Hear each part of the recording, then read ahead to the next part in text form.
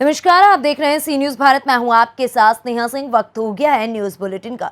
इस बुलेटिन में हम जानेंगे कि कहां पुलिस कर्मियों को दी गई भव्य विदाई, कहां पुलिस आपके द्वार कार्यक्रम का हुआ आयोजन, कहां एसडीएम ने कराया अवैध भूमि को मुक्त। ऐसी तमाम खबरों पर विस्तार से करेंगे चर्चा। तो चलिए शुरू करते हैं खबरों का सिलसिला। नर्मदा जिला पुलिस अधीक्षक हिमकर सिंह और नायब पुलिस अधीक्षक राजेश परमार का तबादला होने से पुलिस कर्मियों द्वारा दोनों अधिकारियों को फूलों से सजाई हुई कार को रस्सी से खींचकर तमाम पुलिस कर्मियों ने रथ की तरह कार को खींचा और नम आंखों से विदाई दी। नर्मदा जिला पुलिस अधीक्षक हिमकर सिंह और नायब पुलिस अधीक्षक राजेश परमार का अन्य जिले में तबादला होने से नर्मदा पुलिस के कर्मियों ने कार को फूलों से सजाया था, वहीं नम आंखों से विदाई दी।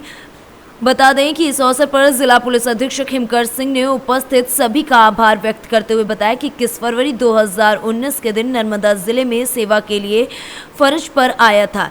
एक नई दुनिया, नए लोग और कई अपेक्षाओं के साथ समुद्र जैसा स्वागत और सहयोग आप सबकी ओर से मुझे प्राप्त हुआ था। नर्मदा जिले में 1138 दिन की सेवा यात्रा में सैकड़ों अपेक्षा और लोगों के सहयोग से मेरा पूरा दिन अच्छे से बीता। इसी समय प्रधानमंत्री से लेकर राष्ट्रपति का भी आगमन कई बार हुआ। प्रत्येक जिला वासियों के सहयोग और सहकार से ये कार्यक्रम भी अच्छी तरीके से संपन्न हुआ।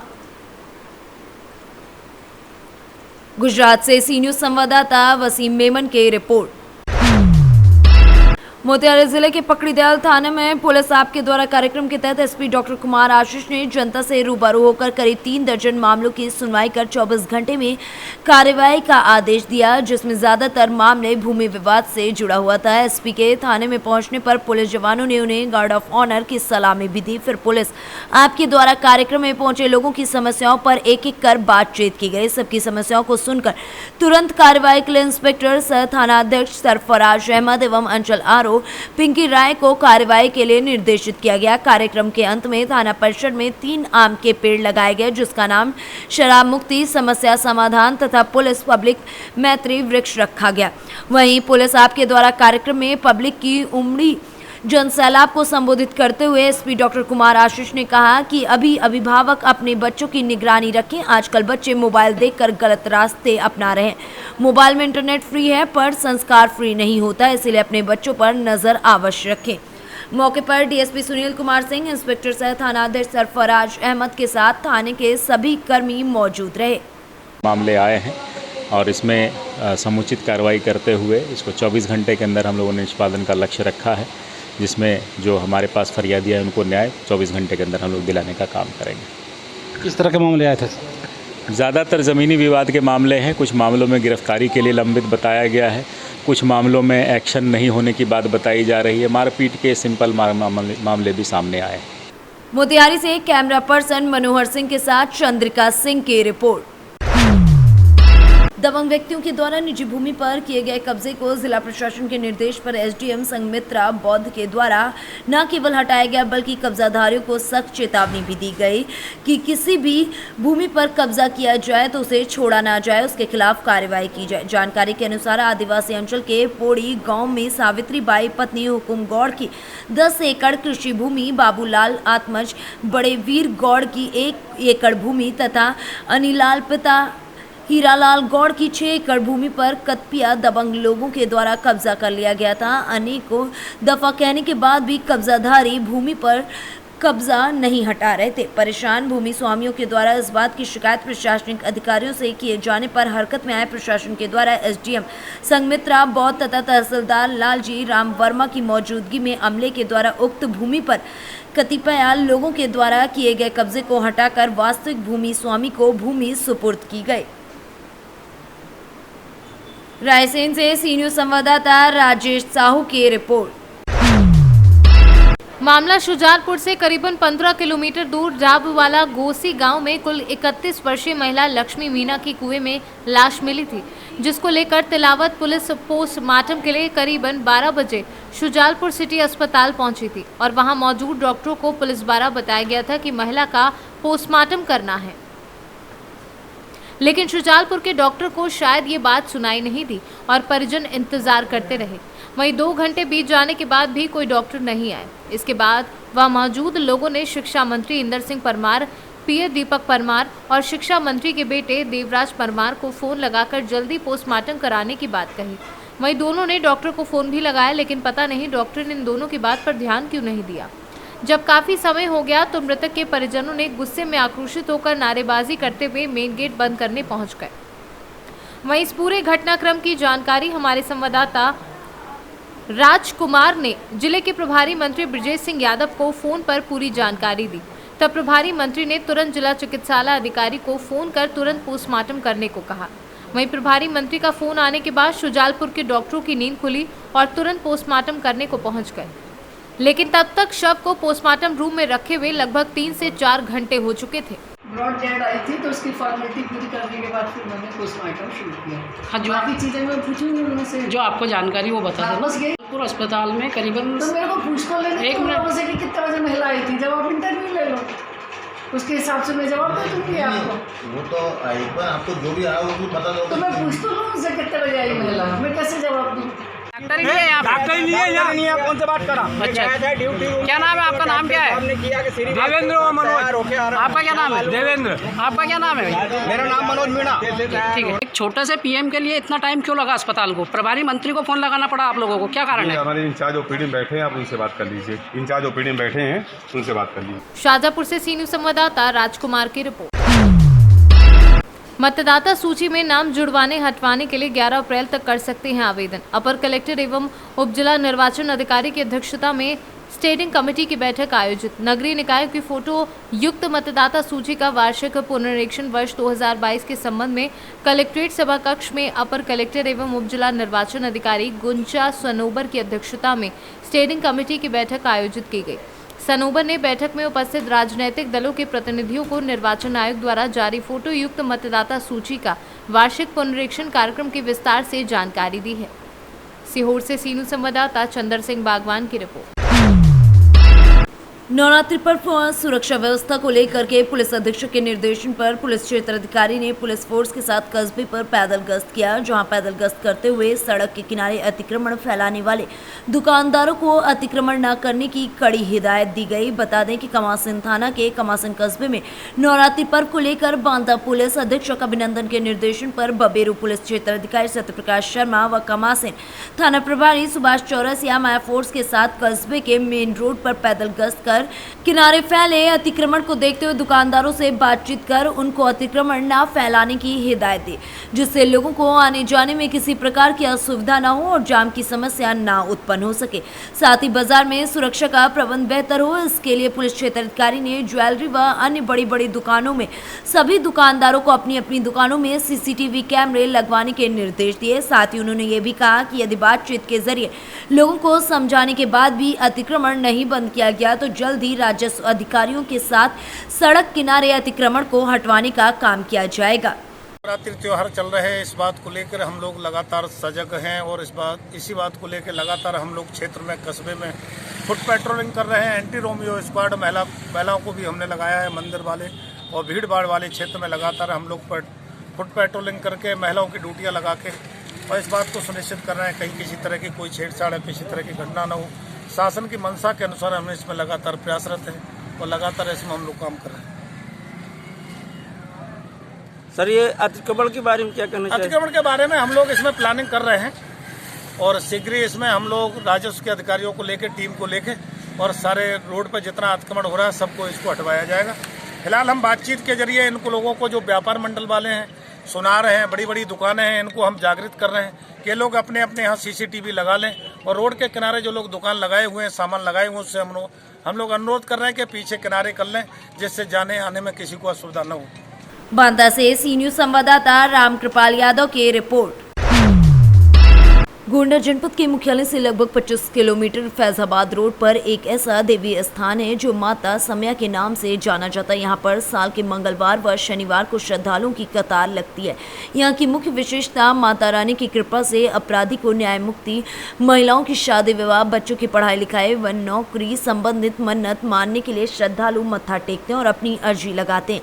यहाँ के ग्रामीण पवन कुमार पांडे से जब बात की गई तो उन्होंने आप बीती बताई एवं दूर दराज के लोगों को भी बताया बताया कि उत्तर प्रदेश के हर कोने से सीतापुर, फर्रुखाबाद, बहराइच, बलरामपुर, जौनपुर, इलाहाबाद से भी लोग यहाँ नवरात्रि के 9 दिनों के बीच अपनी अर्जी लगाने के लिए आते हैं। माता रानी की कृपा से उनकी मन्नत पूरी होती है। हमारे दर्शकों को अपना परिचय दें। भैया हमारा नाम है पवन पांडे।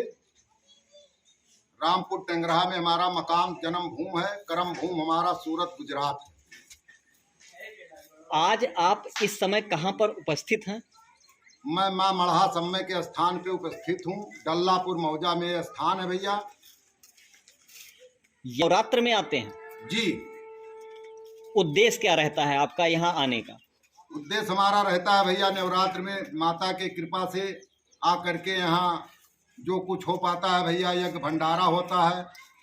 माता के कृपा से आता हूँ गुजरात से। गुजरात में हमारा कर्म भूमि ही है, आपको बता ही चुका हूँ।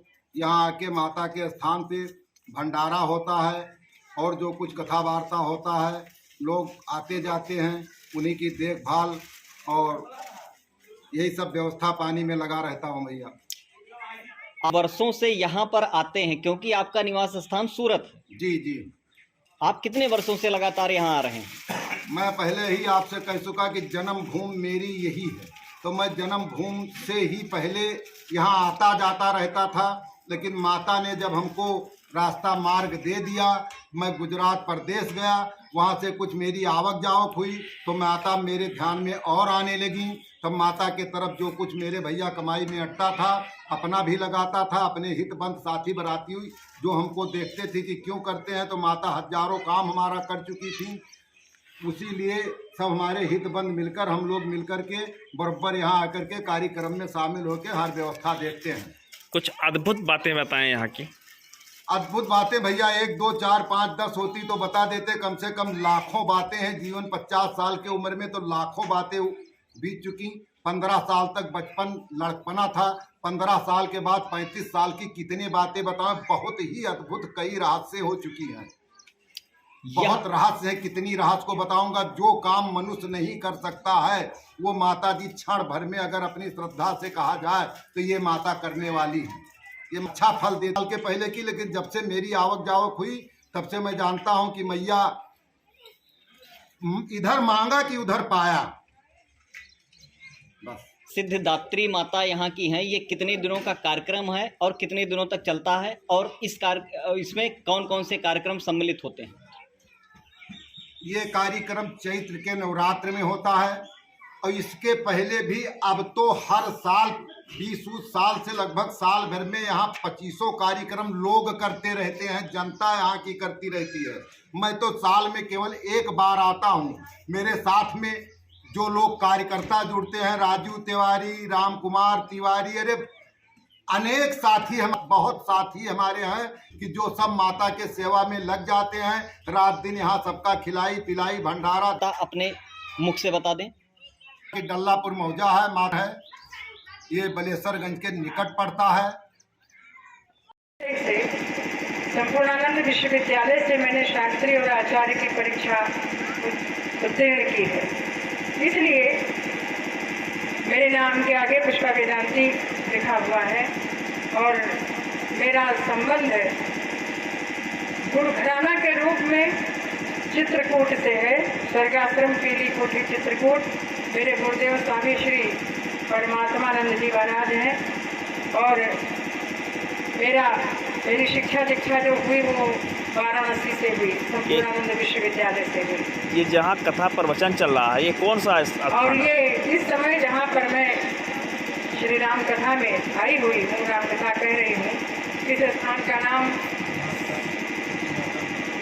दुर्गा माता का मंदिर और सती माता का मंदिर, जिसको सती धाम के नाम से भी जाना जाता है, ये कोल्हमपुर गांव के बाहर स्थित है, जहां पर इस समय हम राम कथा करने के लिए आए हुए हैं। नवरात्रि पर्व के बारे में थोड़ा बताएं और श्रद्धालुओं को ये बताएं कि मतलब कैसे ऐसा कुछ किया जाए कि माता को।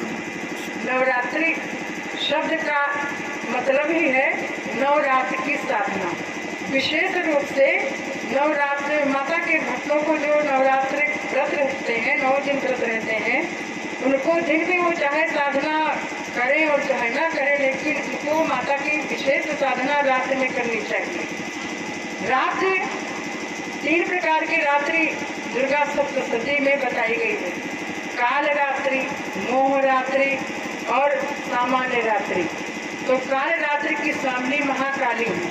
तो रात में जो ये नवरात्र के व्रत रखने वाले जो माता के भक्त हैं, यदि रात में माता रानी की विशेष साधना पूजन अर्चन करते हैं तो उनके ऊपर माता रानी की विशेष कृपा होती है। और क्योंकि ये सारा संसार शक्ति के द्वारा ही संचालित होता है। यहाँ तक कि जो त्रिदेव हैं, ब्रह्मा विष्णु महेश, ये भी शक्ति के द्वारा ही अपना कार्य संपादित करते हैं। हम और आप भी शक्ति के द्वारा ही सारे कार्य को करने में समर्थ होते हैं। इसलिए हमारे जीवन में शक्ति का बहुत महत्व है। तो जिस शक्ति के कारण हम कोई भी कार्य करने में समर्थ होते हैं, जीवन धारण करने में समर्थ होते हैं, उस शक्ति की आराधना तो हमको करनी ही चाहिए। 9 दिवसीय कार्यक्रम यहाँ पर चल रहा है रामायण का। आज कौन सा दिन है? आज इस कार्यक्रम का 5वां दिवस है और इसका समापन श्री राम नवमी वाले दिन माता रानी के हवन पूजन और भंडारे के साथ 10 अप्रैल। गोंडा से सी न्यूज संवाददाता शिवराम पांडे की रिपोर्ट। बलिया में 3 पत्रकारों को नकल कराने और पेपर लीक की खबर लिखने पर जेल भेज दिया गया, जिसकी खबर सुनते बुंदेलखंड में पत्रकारों और जन सरोकारी लोगों में आक्रोश देखने को मिला। इसी क्रम में पत्रकारों के हितों में संघर्ष करने वाली अग्रणीय संगठन प्रेस क्लब ने पूरे प्रकरण को संज्ञान में लिया और प्रेस क्लब महोबा के पत्रकारों ने अलाह चौक स्थित अंबेडकर पार्क में आपात बैठक करते हुए धरना प्रदर्शन किया। अंबेडकर पार्क में प्रेस क्लब महोबा के पत्रकारों ने बलिया डीएम के विरुद्ध जमकर नारेबाजी की और अंबेडकर की प्रतिमा के नीचे खड़े होकर डीएम बलिया की सद्बुद्धि के लिए मौन रखते हुए संविधान बचाने की अपील की। प्रेस क्लब महोबा ने पत्रकारों पर हो रहे उत्पीड़न और फर्जी मुकदमा लिखने को लेकर एक मुहिम छेड़ दी। बलिया के पत्रकारों के साथ हुए दुर्भावनापूर्ण उत्पीड़न और जेल भेजने की घटना की निंदा करते हुए इस लोकतंत्र के लिए खतरा बताया है। वहीं प्रेस क्लब पत्रकारों ने महामहिम राज्यपाल को संबोधित ज्ञापन जिलाधिकारी को सौंपा है। इस अवसर पर सतीश चौरसिया, नितिन नामदेव, प्रशांत चक्रवर्ती, अनुज तिवारी, साक्षी वर्मा समेत तमाम लोग मौजूद रहे। जिलाधिकारी महोबा को किस संबंध में दिया गया है? देखिए, बलिया में जिस प्रकार का कृत्य जिलाधिकारी महोदय ने किया है वो पूरी तरह से हम लोग उसकी भर्त्सना करते हैं। पत्रकारों का उत्पीड़न कतई बर्दाश्त नहीं किया जाएगा और हमारी जो मांग है माननीय राज्यपाल महोदय से, हमने मांग की है कि तत्काल प्रभाव से हमारे पत्रकारों को छोड़ा जाए और उनके साथ जो जातीय हरकत हुई है, उनके मान सम्मान को जो ठेस पहुंचा है, उसके लिए उनको पारितोषिक भी दिया जाए। इसके साथ ही जगह जगह पूरे प्रदेश में अगर देखने की बात आ रही है तो पत्रकारों पर लगातार प्रशासनिक स्तर पर उत्पीड़न किया जा रहा है। इसको तत्काल प्रभाव से बंद करने की हमने राज्यपाल महोदय से मांग की है। आगे अगर इस तरीके की समस्या यदि पत्रकार के संग होती है तो संगठन द्वारा किस तरीके के कदम उठाए जाएंगे? देखिए, प्रेस क्लब इसको कतई बर्दाश्त नहीं करेगा। सड़कों पर हो चाहे जहां पर हो, हम लगातार धरना प्रदर्शन करेंगे और प्रशासन को चेताने का काम करेंगे कि अब पत्रकारों का उत्पीड़न बर्दाश्त नहीं किया जाएगा किसी प्रकार से। हम लोगों ने आज माननीय जिलाधिकारी महोदय को एक बहुत सीधा सा ज्ञापन दिया है कि भविष्य में इस तरीके की घटनाओं पर अंकुश लगाया जाए। राज्यपाल महामहिम राज्यपाल को ये ज्ञापन संबोधित है और सौंपा डीएम महोबा के माध्यम से दिया गया है और इसमें हमारी मांग ये है कि पत्रकारों को झूठे मुकदमों में ना फंसाया जाए। ये सीधी तौर पे हम लोगों ने मांग करी है और आगे चल के भविष्य में अगर इस तरीके से पत्रकारों का शोषण या उत्पीड़न किया जाता है तो निश्चित रूप से प्रेस क्लब महोबा ठोस से ठोस कदम उठाने में कतई पीछे नहीं रहेगा। मेरा यही डिमांड है यहाँ के प्रशासनिक अधिकारियों से, यहाँ के उत्तर प्रदेश की सरकार से, माननीय योगी आदित्यनाथ साहब से, कि ऐसी प्रशासनिक व्यवस्थाओं को जो कि ध्वस्त हो चुकी हैं पूर्णतः, कि अपने वो खिलाफत नहीं बर्दाश्त कर पाती हैं, ऐसे लोगों के खिलाफ कार्रवाई करते हुए इनके खिलाफ कड़ी से कड़ी कार्रवाई। पत्रकार सुरक्षा बिल के लिए क्या कहेंगे कुछ? देखिए, सुरक्षा बिल अब तक पारित हो जाना चाहिए था, क्योंकि हम लोग पहले पत्रकारों की लड़ाई लड़ रहे हैं और उसमें सुरक्षा बिल कहीं ना कहीं बहुत बड़ा एक मायने रखता है। आगे चल के इस पर निश्चित रूप से काम करेंगे हम लोग, लेकिन हाल फिलहाल जिस हिसाब से उत्पीड़न किया जा रहा है पत्रकारों का, हमारी प्रथम मांग यही है कि इस उत्पीड़न को तत्काल बंद किया जाना चाहिए जी। और बलिया जी हमको सस्पेंड किया जाए, ये भी हमारी मांग है। महोबा से सी न्यूज संवाददाता राहुल कश्यप की रिपोर्ट। उत्तर प्रदेश की विधानसभा में भाजपा जीत के बाद दोबारा सरकार बना चुकी है, तो वहीं सरकार में मंत्री नए ऊर्जा के साथ दिख रहे हैं। बात करें स्वास्थ्य मंत्री बृजेश पाठक की, तो शपथ लेते हुए वो एक्शन मोड में दिखे, जिसके बाद उन्होंने एक बयान जारी किया था और सभी सरकारी चिकित्सकों को अल्टीमेटम देते हुए वार्निंग दी थी कि यदि किसी भी चिकित्सक ने बाहर की दवा पेशेंट को लिखी तो उसे गंभीर परिणाम भुगतने होंगे।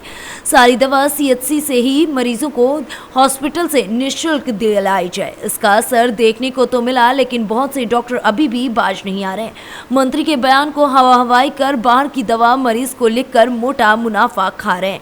कुरावाले CHC पर डॉक्टर अब्दुल कादिर से बात की तो उन्होंने बताया कि यहाँ हमेशा ही मरीजों को CHC से दवा दी जाती है और गंभीर हालत में मरीजों को देख मैनपुरी जिला अस्पताल रेफर कर दिया जाता है। कुरावाली CHC पर मरीजों को बेहतर सुविधा दी जा रही है। तो वहीं मरीज ने बताया कि CHC पर सारी सुविधा मिलती है, सभी दवा हॉस्पिटल में मिल गई। ये तारीफ करते हुए वहां महिला सामने की मेडिकल की शॉप पे दवा खरीदने चली गई। अब इससे क्या समझा जाए? दरअसल डॉक्टर से कोई भी नहीं बिगाड़ना चाहता है और चुपचाप मेडिकल से दवा खरीद लेता है। ये पूछने पर मरीज ने दबे लफ्जों में बताया कि कुछ दवा तो अस्पताल से मिल गई और कुछ बाहर से लेनी पड़ती है। अच्छा, यहाँ कुरावली से अस्पताल पर आप आई हैं, क्यों आई थी आप? दवा लेने आई थी। क्या परेशानी थी? दर्द की। दवा मिल गई आपको? अच्छा, सरकारी अस्पतालों की बात करें, निःशुल्क दवा दी जाती है अस्पतालों में, क्या वो सारी सुविधाएं मिल रही हैं आप लोगों को? दवा का अंदर से दी जाती है, बाहर से दी गई? अंदर से दी, बाहर से दवा नहीं दी जाती, सारी सुविधाएं मिल रही हैं। सर, लगातार देख रहे हैं डिप्टी CM जो हैं ब्रजेश पाठक अस्पतालों का दौरा कर रहे हैं, कहीं ना कहीं स्वास्थ्य सुविधाओं को बेहतर बनाने के लिए लगातार निर्देश भी दिए जा रहे हैं। बात करें कुरावली CHC की, तो यहाँ पर क्या स्थिति है इस समय, क्या सुविधाएं मरीजों को उपलब्ध कराई जा रही हैं? सर, यहाँ मरीजों को जो भी मरीज आ रहा है उनकी जाँचें भी हो रही है, उनको फ्री में निःशुल्क दवाइयाँ भी दी जा रही है। अगर बात करें बाकी की तमाम, क्योंकि OPD इस समय ज़्यादा बढ़ती जा रही है, मरीजों को देखने के लिए क्या सुविधाएं कराई जा रही हैं, किस तरीके से देखा जा रहा है मरीजों को? जो भी मरीज आ रहे हैं उनका रजिस्ट्रेशन के बाद जो है उनकी OPD में जो उपचार हो रहा है उनको दवाइयाँ जो है मुफ्त दी जा रही है और जाँचें भी उनकी कराई जा रही है, निःशुल्क जाँच हो रही है।